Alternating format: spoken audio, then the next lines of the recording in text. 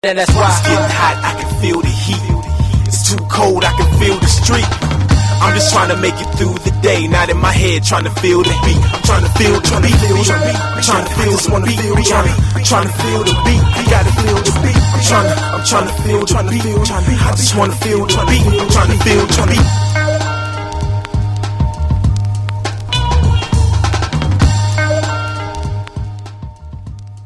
Feel the beat. 276 people in the United States have fallen victim to gun violence over the last 72 hours.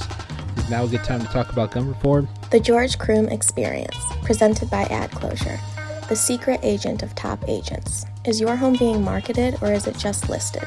Tell your agent you want Ad Closure marketing to help sell your home faster. All right, what's going on, everybody, and welcome to another week of the George Croom Experience. This is show number 9. We have been killing it. It's been a daily grind, but I love it. I'm here for you, and I'm glad that all of you have decided to come back for another week and join me here, right here on YouTube. And thank you, YouTube, for providing this platform for a guy like me. Let's pay some bills. So the George Croom Experience is presented by Ad Closure, the secret agent of top agents. Talk to your agent about adding Ad Closure marketing and sell your home just a little bit quicker. We're going to move things along today. Let's get into it, Cap. No rolling tides this year. The college football playoff table is set with one unexpected member. And so this weekend on Sunday, we actually got what will happen. And what's going to happen is that Georgia is going to play Ohio State in the first semifinal game of the college football playoffs. Georgia's probably going to beat the brakes off of Ohio State.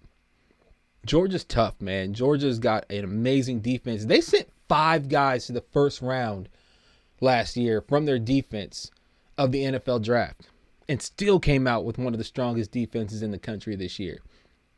Ohio State has a Heisman Trophy candidate quarterback themselves in C.J. Stroud, but I'm pretty sure, and probably one of the best receivers in the country in Marvin Harrison Jr. I don't think that offense is powerful enough to beat Georgia. So Georgia into the national championship game. And who are they going to play? They're going to play Michigan. What Michigan has done this past 2 seasons has been remarkable. Jim Harbaugh is a phenomenal coach. He doesn't just go out and get, like Georgia goes out and gets players. Harbaugh goes out and gets minds. He did it at Stanford. Then comes to Michigan. He finds kids that are just flat out smart. I don't believe that they're better football players. I don't believe he has a more talented team than most teams in the nation, but I do believe he has one of, if not the smartest team in the nation. So Michigan and Georgia, I'll give that prediction as we get a little bit closer, but that's going to be my 2 choices to go to the national championship game. Let's bring it in, Cap. Deion Sanders makes one giant leap for African-American coaches.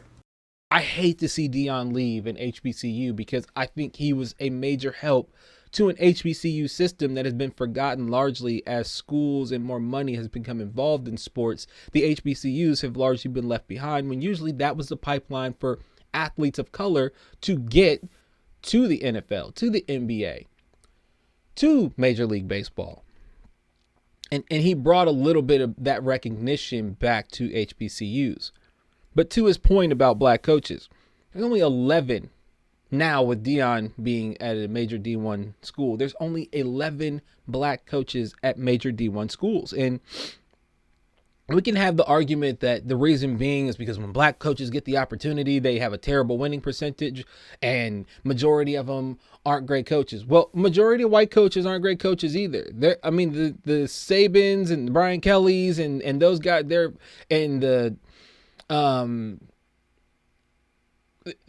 they're not as prevalent as we would like to make it sound. There's more of them, but they're not as fantastic, but they do get the opportunity.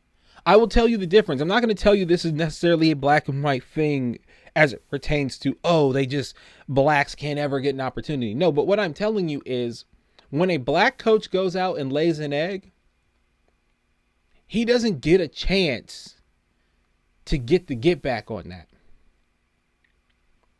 Take Pete Carroll, for instance. Pete Carroll, when he went and coached for the Jets, it was his first head coaching gig. When he coached the Jets, He started off the season strong and ended the season 6-10. That's a 34% winning percentage. And they fired him. After one season as a head coach, they fired him. He was able to work his way back through the pipeline, went to be a defensive coordinator, and then found himself back into another coaching job in New England, and then found himself at USC.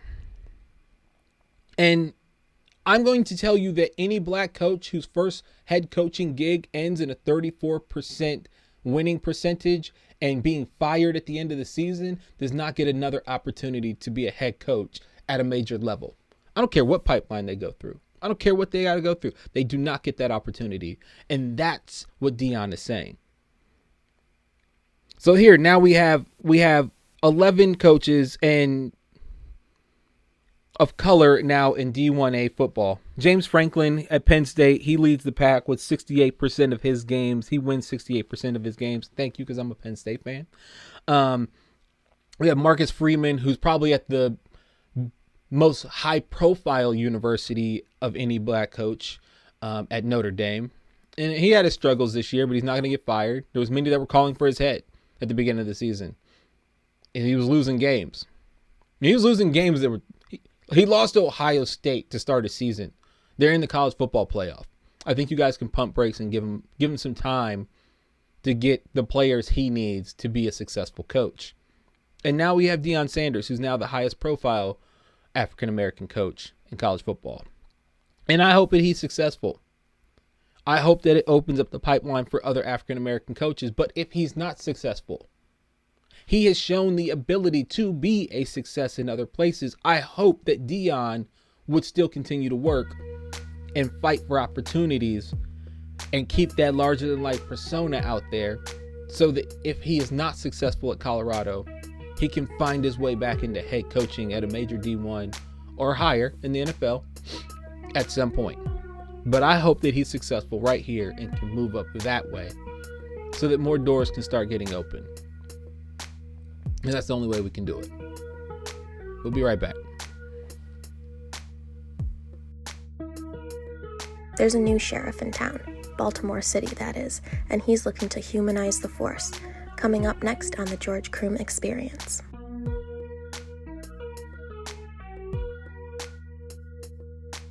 G1 Commercial is a proud sponsor of the George Croom Experience. Stay tuned because more is coming up after this break. What is an asset-based lending philosophy? An asset-based lending philosophy focuses on assets instead of income. Let me explain. A traditional mortgage requires the borrower to prove they make enough income to cover their mortgage payment and all other debts. The amount of your income used to pay your debt is limited to somewhere around 50%. This means that if your debt is greater than the maximum debt-to-income ratio, your loan is denied.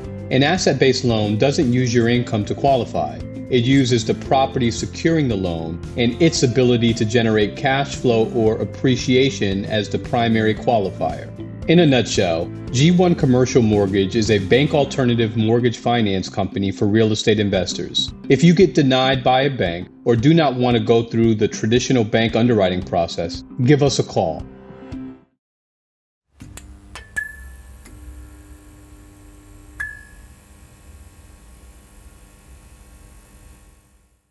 All right, everybody, welcome back to the George Croom Experience. George Croom here with you. I'm so excited to start this Love and Be More section because I've been wanting to work in ways to talk about Baltimore more and more. And this Love and Be More section is going to allow me to do that. And it's going to focus on not just Baltimore, but what it says about being more. And I love that Baltimore has that as a moniker that we can use over and over again because it's amazing. And Baltimore itself can be more, but it is not what the media portrays it as. And I'm going to find ways to let people in my audience that watch this show know that. But first and foremost, I want to give Kep an opportunity. We've talked a little bit about this, Kep. Give me your thoughts on what Baltimore could use at this moment. I would love to see more public transportation in Baltimore. I have a friend who lives in Boston, and they have a subway system down there that they call the T, and she just takes that everywhere. She doesn't even have a car anymore. She doesn't need one. It's really convenient, and it's pretty cheap. I think I heard that it's like the cheapest way to get around aside from walking or whatever. So I would love to see a transportation system like that in Baltimore and basically everywhere around the country, but small steps. Yeah, no, I completely agree. I think that Baltimore could definitely benefit from some transportation. And that's one thing we're going to get into, because the former governor, the one that's leaving, Larry Hogan, he did a lot of good here, but he also did one major thing, and that was to kill a major transportation bill that was going to bring transit into the city and back out into the suburbs. He killed that, and that has done a lot of harm. So we'll get into that as we talk about Love and Be More. But today, we're going to talk about something cool. It's a cool story. Bring us in, Cap. There's a new sheriff in town. Baltimore City, that is. Yeah, so Sam Cogen is a guy. So when I ran for office, I met Sam Cogen at a campaign event that somebody was having. It was a salon, and they let candidates come up and talk about their candidacy. And he got up and he talked. And he had a lot of great ideas on how to reform the sheriff's office. The outgoing sheriff had been there for, I think, 30 years and hadn't really had a credible challenger. And Cogen was going up against the establishment, because we're talking about a guy who is in the sheriff's department. And if he doesn't win against who is essentially his boss, he's got to go back to work with these people. So he got himself out there and got in front of people, and he told them his plan on how to reform the sheriff's department here in Baltimore. A sheriff's department, which, by the way, had over $500,000 taken from it from the city council because of the way it handled the thing we're about to talk about, evictions. So what happens is what used to happen is the sheriff's department you would be getting evicted, and they would go to your apartment building. And if they couldn't enter your apartment building, or if there was a gate or something, they wouldn't try to get to your door as they would if you call 911 or something else. They don't go through the measures that police officers can go through to get to your door. They would just post your stuff in a common area. So they post it by the mailboxes, on the gate, on a wall somewhere. What if you don't see that? What if somebody takes it from that place? It's not just the shame of having to face your neighbors and the fact that you're getting evicted. It's about being humane enough to let people know that they're getting evicted before, and so that they can either fight it or find ways to fix the situation or plan for their move. But you'd get a lot of people who the day of eviction came up and they never actually got the notice, because the sheriff's department would just post it in a common area and they never saw it. Genuinely never saw it. So Sam Cogen came in and said, we're going to stop that practice. Police officers aren't just going to give every reasonable effort to post this on their door. They're going to find a way to get in there and post it on people's doors. If you're being evicted, the sheriff's department will now do everything that is in the realm of possibility for a police officer to get to your door, because they have that ability. And they will get it posted on your door. Now, God forbid you have to get evicted, but at least now there's some humanity in the system. Because before it wasn't. It was inhumane. It's inhumane to tell a person that they've got to leave when they didn't know they had to leave. And Sam Cogen is coming in to fix that. And I'm happy to know that we have a sheriff in the city of Baltimore who is going to work from the inside of a police department to change the perception and how they do policing in this city. We'll be right back. Wait, bruh. Shouldn't every video your team puts out draw an emotion?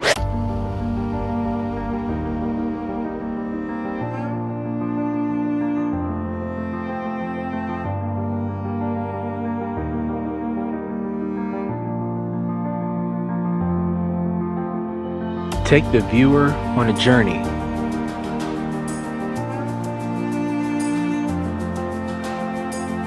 And highlight your markets as places they can live and call home.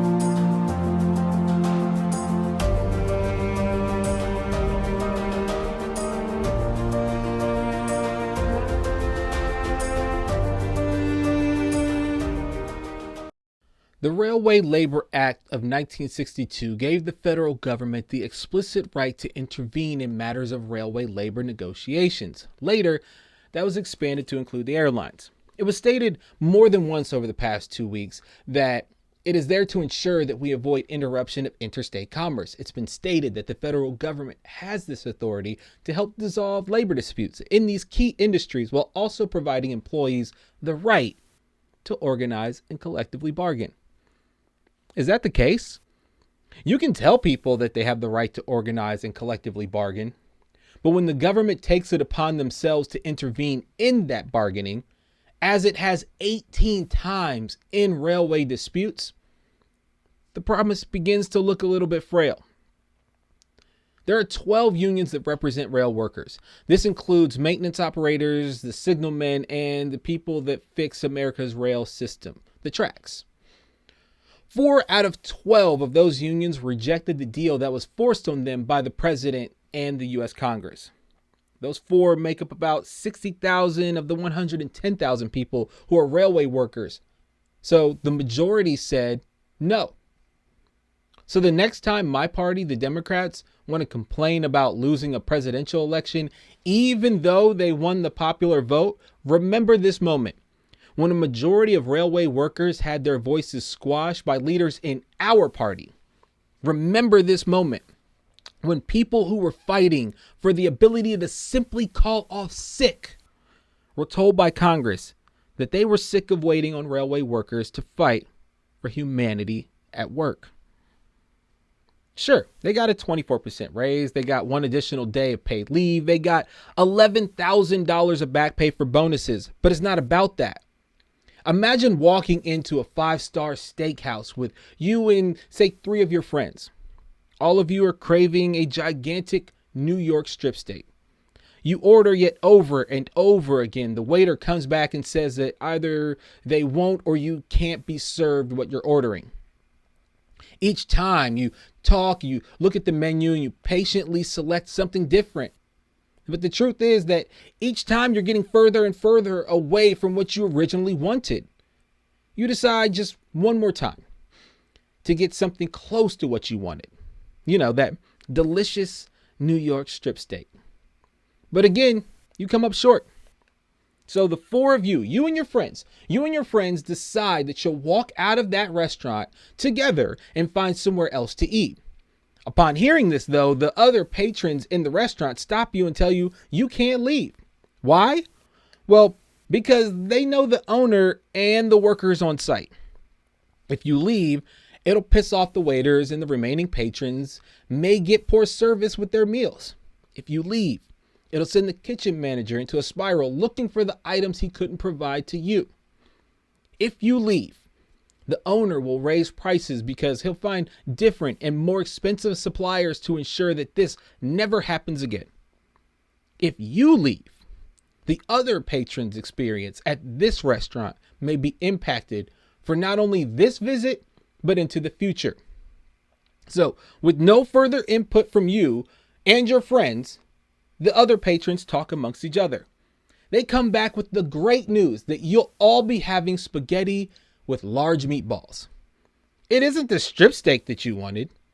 You all came for strip steak. You all came for the meat that was not meatballs. But they told you the meatballs are big and they're beef. That's what steak is made from.